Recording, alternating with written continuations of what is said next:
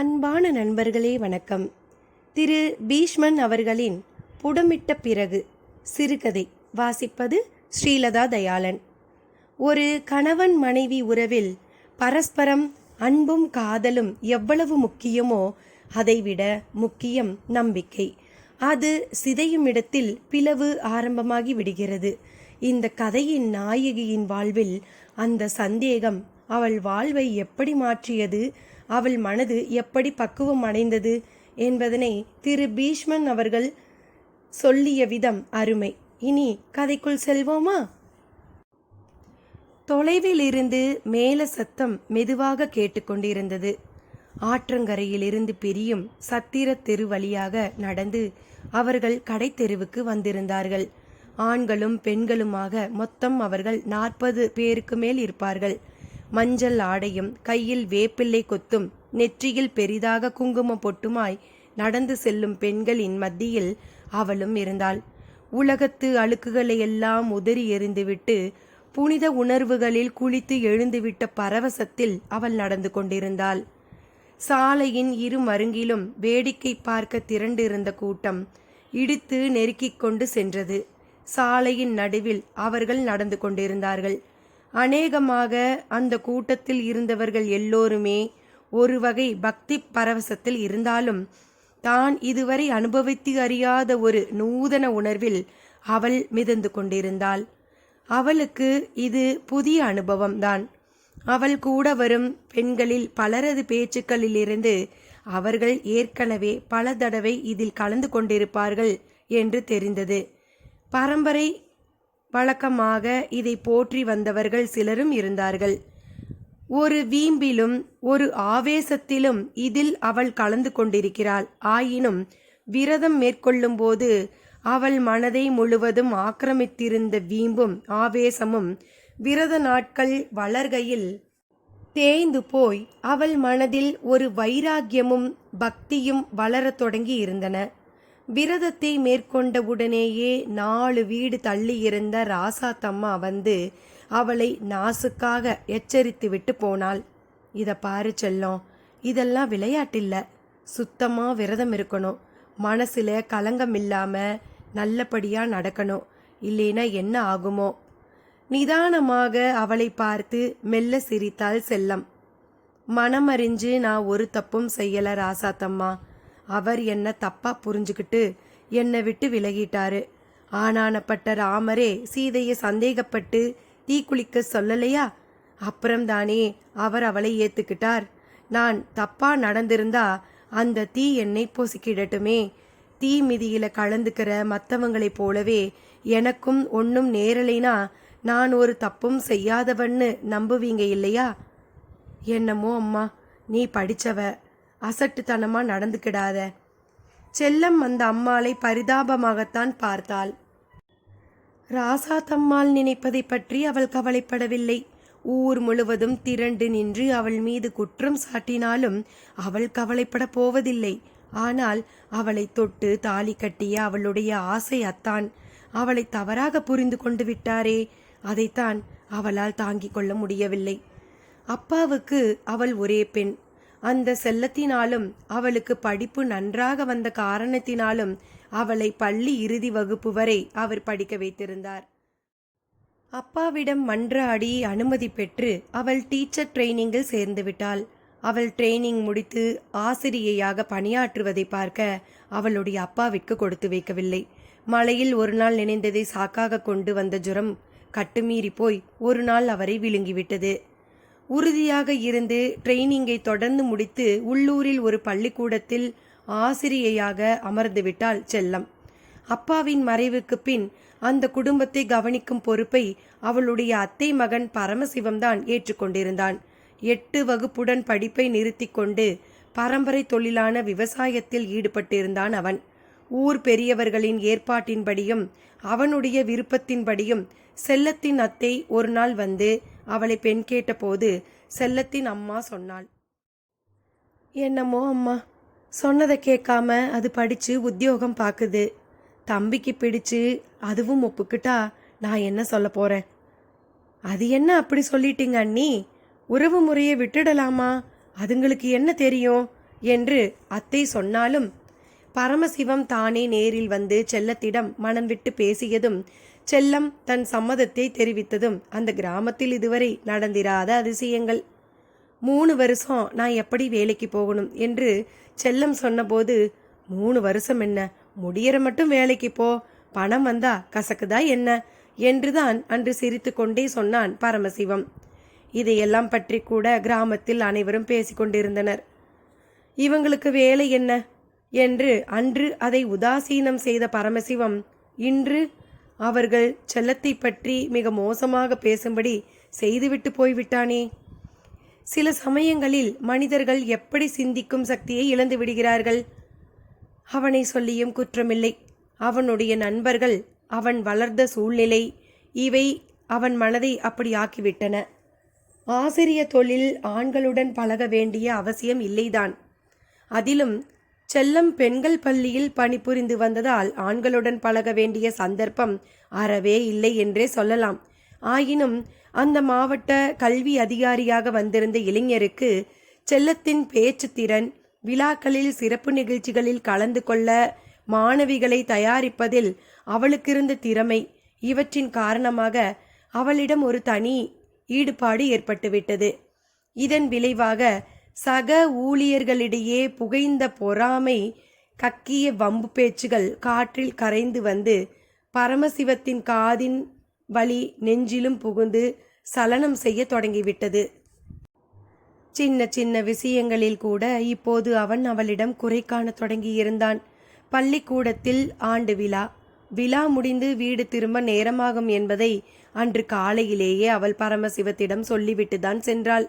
இன்னைக்கு ஆண்டு விழா, நீங்க வாங்களே, வந்தீங்கன்னா முடிய நேரமானாலும் நான் திரும்பி வர துணையா இருக்கும் என்றாள்.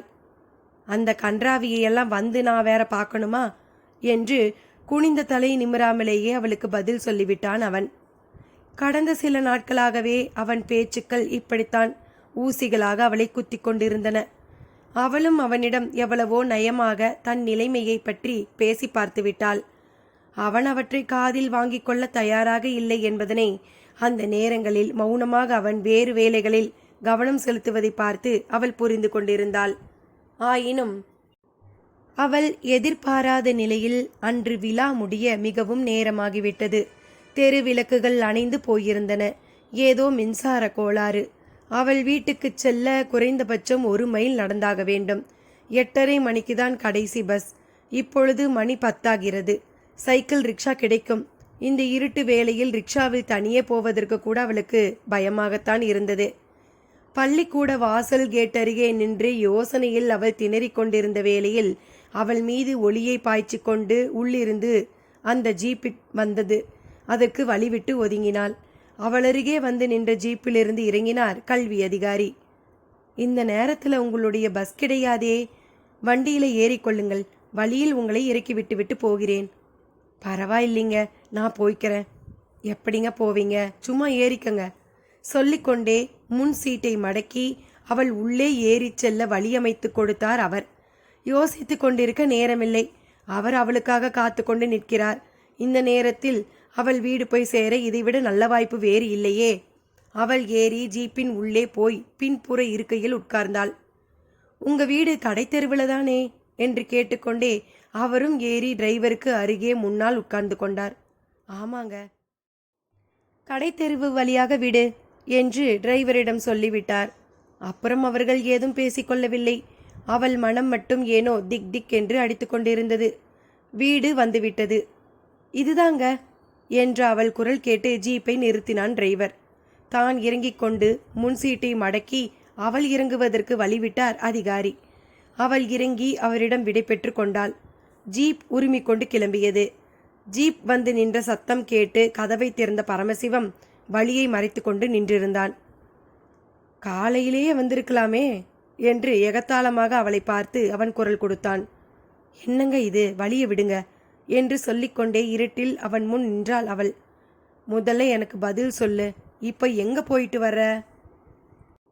என்னங்க இது, வாசலிலே நிறுத்தி வச்சு அசிங்கமா கேள்வி கேட்டுக்கிட்டு என்று சொல்லிக்கொண்டே அவன் கையை தள்ளிக்கொண்டு அவள் வீட்டிற்குள் புகுந்தாள். கதவை சாத்திக்கொண்டு அவனும் உள்ளே அவள் பின்னால் வந்தான். ஏய்! செருப்பை கலற்றி போட்டுவிட்டு உள்ளே செல்ல அடியெடுத்து வைத்தவளை அவன் குரல் தடுத்து நிறுத்தியது. தூக்கம் கலைந்த அம்மா எழுந்து உட்கார்ந்து, இப்பதான் வரையா செல்லம் என்று கேட்டுக்கொண்டிருந்தாள். ஜீப்பில் இப்பதான் அவளை அவர் இறக்கி விட்டுட்டு போனாரு. ஊர்க்காரங்க பேசினதையெல்லாம் மதிக்காம இருந்த எனக்கு இது வேண்டியதுதான். அவள் அவனுக்கு மிக நெருக்கமாக வந்து நின்று அவன் முகத்தை நிமிர்ந்து பார்த்தாள். இப்போ என்ன நடந்துருச்சுன்னு இப்படி கண்ணா பின்னான்னு கத்துறீங்க? விழா முடிய நேரம் ஆயிடுச்சு. தெரு விளக்கெல்லாம் வேற அணைஞ்சு போயிடுச்சு. எப்படிடா வீட்டுக்கு வர போறோமேன்னு இருந்தது. ஜீப் உங்கள் வீட்டு வழியாத்தான் போகிறது, வழியில் இறங்கிக்கலாம்னு டீ சொன்னாரு. வந்தேன். அவர் முன் சீட்டிலே உட்கார்ந்து வந்தாரு. நான் பின்னால் உட்கார்ந்துருந்தேன். இதில் என்ன தப்பை கண்டுக்கிட்டீங்க? ஓஹோ, அவ்வளவு தூரம் போக கற்றுக்கிட்டியா என்று சொல்லிக்கொண்டே அவன் ஒரு சிகரெட்டை எடுத்து பற்ற வைத்து கொண்டான். படப்படவென்று பேசிவிட்டு உள்ளே போய் புடவை மாற்றிக்கொள்ளத் தொடங்கினாள் அவள். என்னடி இதெல்லாம் என்று கேட்டுக்கொண்டு எழுந்து வந்தாள் அவள் அம்மா. அவன் ஏதோ யோசனையுடன் புகைத்து கொண்டு அங்கும் இங்குமாய் நடந்து கொண்டிருந்தான். நாளையிலிருந்து நீ வேலைக்கு போக வேணாம்.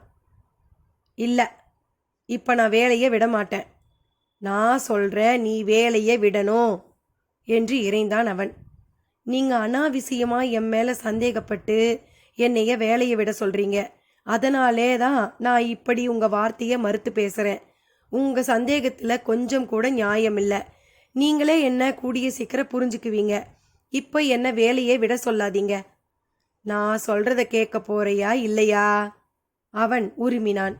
இப்போ நான் வேலையை விட மாட்டேன். அப்படி நான் வேலையை விட்டு விலகிட்டா உங்கள் சந்தேகத்தை நான் ஏற்றுக்கிட்டு தான் ஆயிடும். என்னை வற்புறுத்தாதீங்க. செல்லம், என்னம்மா இதெல்லாம் என்று பதறும் அம்மாவை கவனிக்காமல் அவள் உள்ளே போய் படுத்து கொண்டு விட்டாள். அவன் அப்புறம் ஒன்றும் சொல்லவில்லை. சிகரெட்டை உறிஞ்சி உறிஞ்சி புகைத்து முடித்ததும் கீழே எறிந்து காலால் கசக்கி தேய்த்தான்.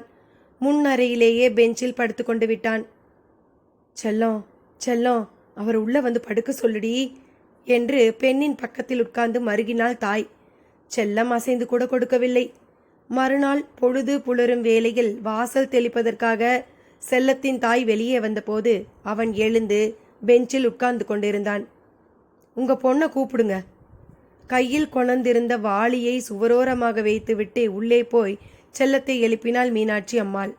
கண்ணை கசக்கி விட்டு கொண்டு எழுந்து வந்தாள் அவள். நான் போயிட்டு வரேன். எங்க? என் வீட்டுக்கு. இது உங்க வீடு இல்லையா? இது உன் வீடு. உன் விருப்பப்படி நீ வேலைக்கு போ, உன் விருப்பப்படியே நடந்துக்கோ. எனக்கும் உனக்கும் ஒத்து வராது. உங்கள் அதிகாரியோடு எங்கே போனாலும் சுற்றிட்டு வந்தாலும் இனிமே உன்னை கேட்கறதுக்கு ஆள் இல்லை. என்னங்க இது வீம்பு? அவன் காலில் செருப்பை மாட்டிக்கொண்டான். இன்னமும் உன்னோடு கொடுத்தன நடத்துகிற அளவுக்கு எனக்கு மானங்கெட்டு போகலை. அவன் விறுவிறுவென்று தெருவில் இறங்கி திரும்பி பாராமல் நடந்துவிட்டான். மீனாட்சி அம்மாள் தம்பி தம்பி என்று கூப்பிட்டதை அவன் லட்சியமே செய்யவில்லை. செல்லத்தை வாயில் வந்தபடி திட்டினாள் அம்மா. செல்லம் பேசாமல் கேட்டுக்கொண்டிருந்தாள். நான் எந்த தப்பும் பண்ணலம்மா. அவரா ஏதாவது சந்தேகப்பட்டு இப்படி கோவிச்சுக்கிட்டா என்னம்மா அர்த்தம்? எனக்கும்னு மனசுன்னு ஒன்று இருக்குமா என்று சொல்லிவிட்டு மனதின் பாரம் குறையும் மட்டும் அழுது தீர்த்தாள். பரமசிவத்திற்கு பக்கத்தில் கிராமத்தில் வீடு. செல்லத்திற்காகவும் அவள் தாயாருக்காகவும் தான் அவன் இந்த வீட்டில் இத்தனை நாட்கள் தங்கியிருந்தான். இப்போது தன் வீட்டுக்கு தான் போனான் அவன். போனதோடு நில்லாமல் செல்லத்தின் மீதும் அவள் கற்பின் மீதும் ஊரார்கள் கிளப்பிய அவதூறை மெய்யென்று நிரூபிப்பது போல சந்தித்தவர்களிடமெல்லாம் பேசத் தொடங்கிவிட்டான். இவர்களுக்குள் ஒரு சமரசம் ஏற்படுத்தும் நினைப்புடன் மீனாட்சி அம்மாள் அவன் வீட்டிற்கு சென்றிருந்த போது அவர்கள் பேசிய பேச்சை கேட்டு அவளுக்கே வெறுத்து போய்விட்டது. செல்லம் அதன் பின் கலங்கவில்லை.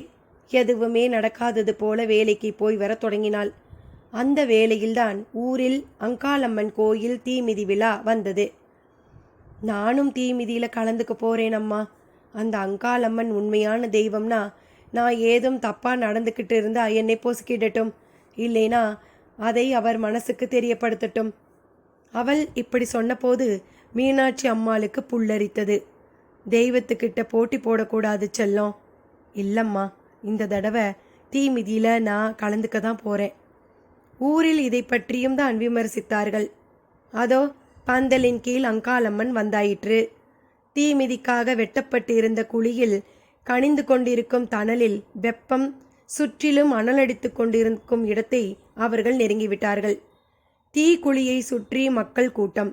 அதை நெருங்கிவிடாதபடி தடுப்பாக சிறிய வேலி போடப்பட்டிருந்தது. அவளுக்கு இது முற்றிலும் புதிய அனுபவம். சொல்லத் தெரியாத பரவசத்தில் நாடி நரம்புகளில் ஒரு பரபரப்பு சூடேற்றி கொண்டிருந்தது அவள் உடம்பிலே. பந்தலின் கீழ் நின்றிருக்கும் அங்காளம்மனின் திருவுருவத்தை தரிசிக்கும் எண்ணத்துடன் முகத்தை திருப்புயவளின் பார்வையில் கூட்டத்தோடு கூட்டமாக முன்னணியில் நின்று கொண்டிருந்த பரமசிவம்தான் தென்பட்டான். ஓ, விஷயம் தெரிந்து அவரும் வந்திருக்கிறாரா வேடிக்கை பார்க்க? அவன் அவளையேதான் பார்த்து கொண்டிருந்தான்.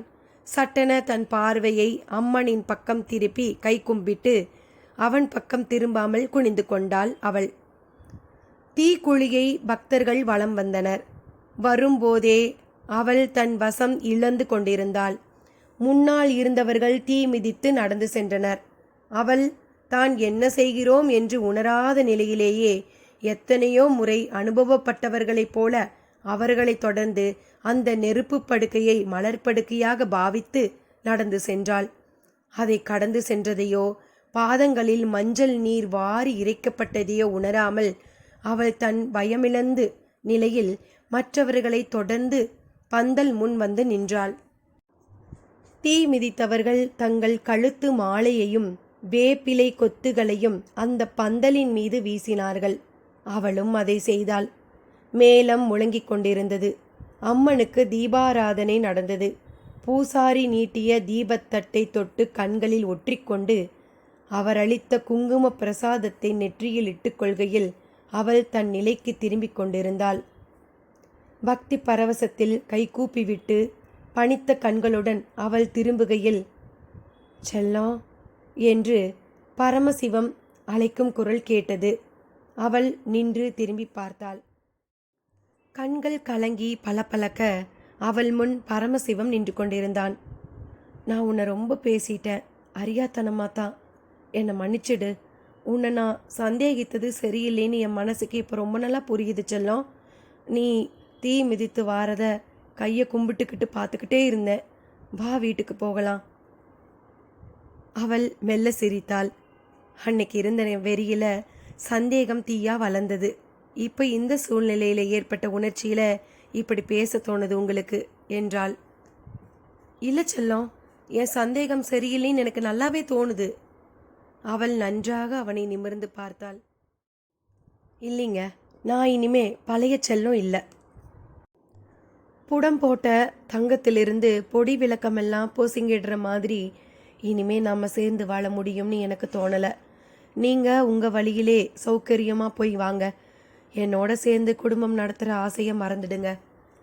அவள் பேச்சு அவன் முகத்தில் எத்தகைய சலனத்தை விளைவித்தது என்பதில் அக்கறை இல்லாதவளாக எதிரே சற்று தொலைவில் பிள்ளையார் மண்டபத்தில் நின்ற பெண்கள் கூட்டத்தின் பக்கம் பார்வையை திருப்பினாள். அந்த கூட்டத்தில் அவள் அம்மாவும் நின்று கொண்டிருப்பது தெரிந்தது. அவன் பதிலுக்கு அவள் காத்திருக்கவில்லை.